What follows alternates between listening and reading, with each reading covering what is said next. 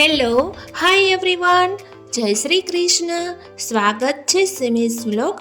આજે મનોરથનો પહેલો દિવસ છે, તો અમે પહોંચી ગયા છીએ સમાજે અને સ્તંભ પણ રોપણ થઈ ગયો છે અને હવે પડી છે પ્રસાદ માટેની પાંગટ. તો અમે પ્રસાદ લેવા માટે પણ બેસી ગયા છીએ અને પ્રસાદમાં અમારા ગુજરાતીમાં કહે છે કે મનોરથમાં જે ઢેફલા બને છે, ઢેફલામાં આવે છે મોહનથાળ. એવો મોહનથાળ ક્યાંય પણ સ્વાદમાં ચાખવા મળતો નથી જેવો મનોરથમાં બને છે.